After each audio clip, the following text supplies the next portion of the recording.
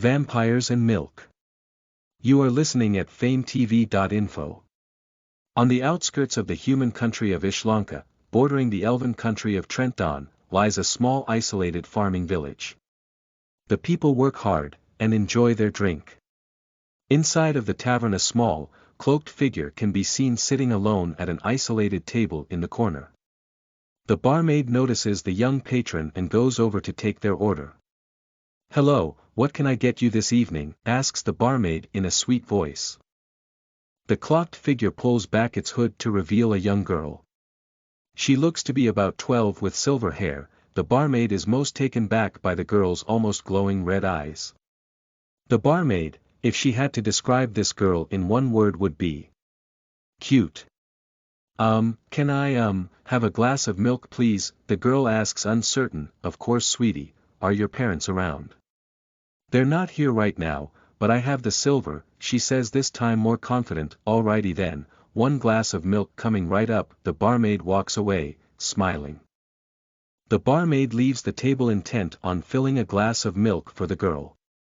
As she passes a regular drinker, he gives her a catcall. This kind of harassment was not unusual, so she just ignored it. Another customer shouts out to the regular, "Dave, no girl wants to get with a drunkard like you." "What'd you say?" Dave stands up prepared to fight. The barmaid exits from behind the bar carrying the glass. Suddenly Dave, who had just been pushed by the other drunk, bumps into her, knocking her over. She drops the glass. The room seems to drop in temperature as the young girl suddenly appears in front of the barmaid.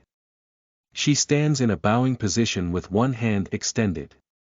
In that hand, to the barmaid's surprise, is the glass of milk, not a single drop spilled. The girl whispers something. The barmaid has to strain her ears to hear it. "Don't waste milk." Such an innocent statement, one a mother would make to her child, somehow carries with it a promise of death.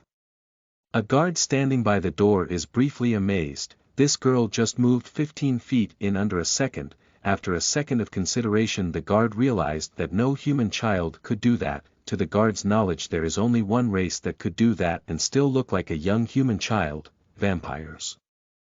The guard draws his weapon, knowing full well that the standard iron blade he's carrying will not be able to have an effect on a vampire. "Get out of here now," he shouts to anyone that will listen. "That's a vampire," the guard comments. Although he has never seen a vampire in person, he has heard many tales of vampires killing for pleasure. If he had to, he was willing to give his life to save the citizens. The girl. "No," the vampire quietly downed the glass of milk. "We may have no shadow hunters here in this town, but I will fight you, beast," the guard challenges, unable to completely mask the fear in his voice. Upon the mention of shadow hunters, the vampire clenches her fist, shattering the glass.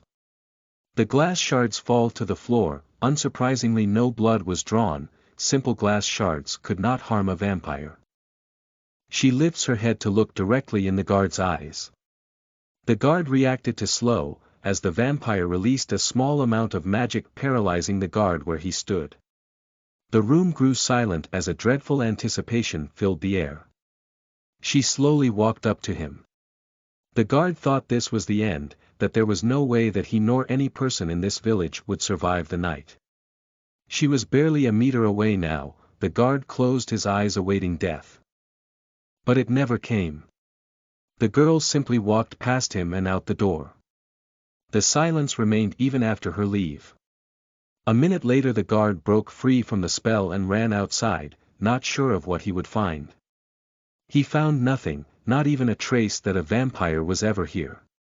The guard quickly headed to the barracks. The town guard prepared for an attack that would never come. A letter would be written shortly after, addressed to the Shadow Hunter Association, filled with the content of this event. And this is my first story. Leave a comment on what you think or if you see any grammatical errors. I might have another chapter out later tonight or tomorrow. Listen to the full novel at FameTV.info, direct link in the description.